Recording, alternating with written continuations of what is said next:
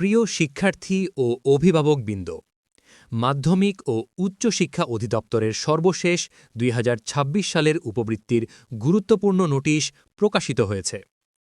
Video শুরু করার আগে উপবৃত্তি দেওয়ার সঠিক তারিখ জানার জন্য ও সকল তথ্য প্রকাশিত হওয়ার সাথে সাথে জানার জন্য আমাদের চ্যানেলটি অবশ্যই সাবস্ক্রাইব করবেন। চলুন শুরু করা যাক। এই নোটিশ অনুযায়ী ২০২৫-২০২৬ অর্থ বছরের উপবৃত্তি কার্যক্রম নিয়ে নতুন নির্দেশনা দেওয়া হয়েছে, বিশেষ করে ষষ্ঠ, নবম এবং একাদশ শ্রেণীর শিক্ষার্থীদের।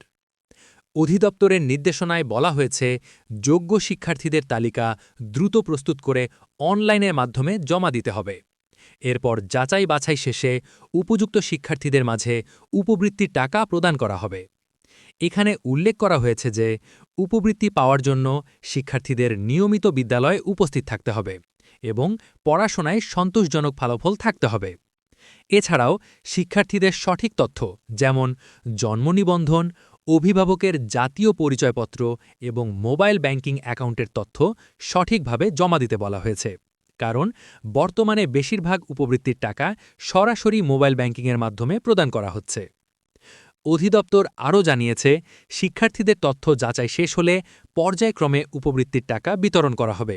তাই যেসব শিক্ষার্থী উপবৃত্তির আওতায় রয়েছে তাদেরকে অবশ্যই বিদ্যালয়ের সাথে যোগাযোগ রেখে প্রয়োজনীয় তথ্য সঠিকভাবে জমা দিতে হবে। এই ছিল মাধ্যমিক ও উচ্চ শিক্ষা অধিদপ্তরের সর্বশেষ গুরুত্বপূর্ণ আপডেট। ভিডিওটি ভালো লাগলে অবশ্যই লাইক দিন এবং শিক্ষা বিষয়ক গুরুত্বপূর্ণ খবর সবার আগে জানতে আমাদের চ্যানেলটি সাবস্ক্রাইব করে রাখুন। ধন্যবাদ।